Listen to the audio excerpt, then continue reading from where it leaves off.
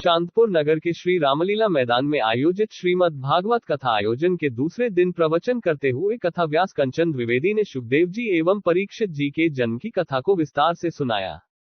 उन्होंने सुखदेव जी की बाल अवस्था में आश्चर्यजनक घटनाओं को सुनाया। उन्होंने कहा कि सुखदेव जी जन्म से ही बैरागी थी।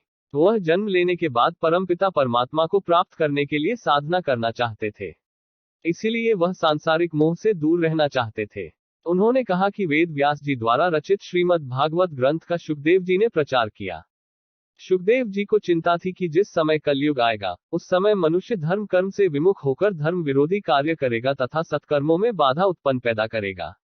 उन्होंने सोचा कि ऐसे लोग जो भगवान में आस्था रखेंगे तथा अपने जीवन को सफल बनाने के लिए पूजा, पाठ, ध्यान, साधना आदि कार्य करेंगे।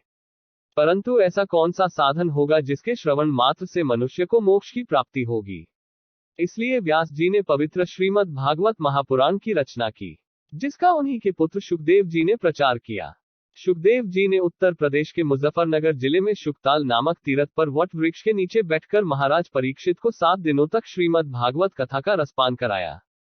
राजा परीक्षित को एक ऋषि के द्वारा श्राप दिया गया था कि आज से 7वें दिन तक शकनाग तुझको डसेगा, जिस कारण तेरी मृत्यु हो जाएगी।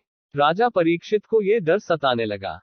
राजा परीक्षित की मृत्यु को मोक्ष में बदलने के लिए सुखदेव जी ने राजा परीक्षित को 7 दिनों तक श्रीमद् भागवत का कथा का रसपान कराया।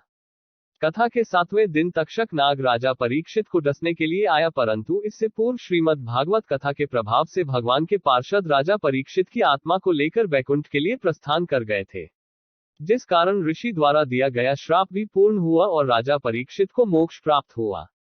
चांदपुर से अजय कुमार कौशिक की रिपोर्ट।